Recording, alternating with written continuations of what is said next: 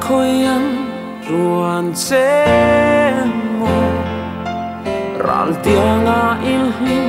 big em ni lim chuan kan lo me cham reng na sin lai ril lan mà sẽ min han sa chua thi nang cheo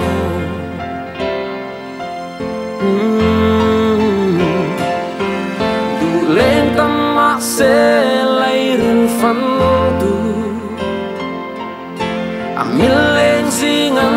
ăn ôm chua xí lù mình sẽ chua kinh mình đón lâu mà là loại khi nó là ban dài re har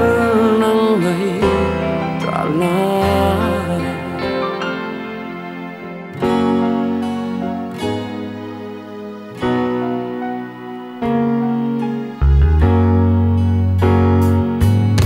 càng nhiều lòng chắc khoa đây cùng sul vây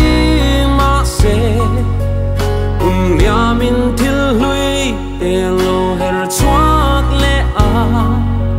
chil fiat thiam an om lo ka vai roi zan le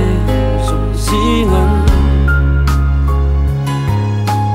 nang lo chu ka lung kuai tu na om lo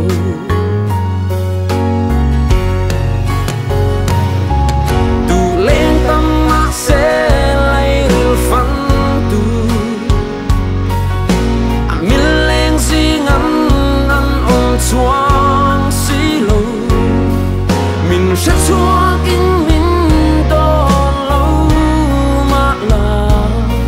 loại khi nu là ban dài har nang ngày trả lại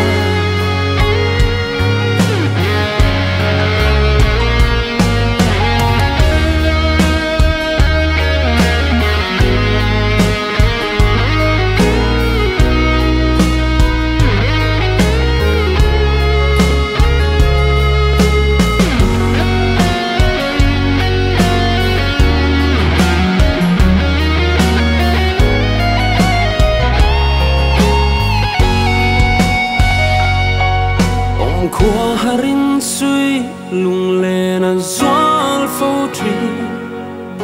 in han don hian ka ring tri ton ni ong lo ke mi ang in tun tua về ang im mong lung lên na asin nên thiam an ong lo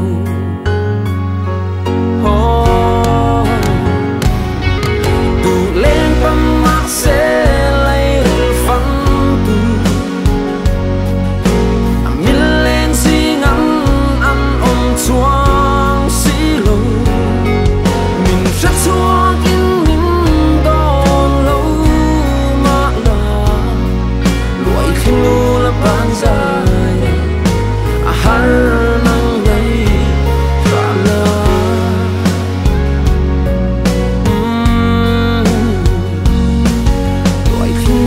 ban dài re har nang ngày trả lại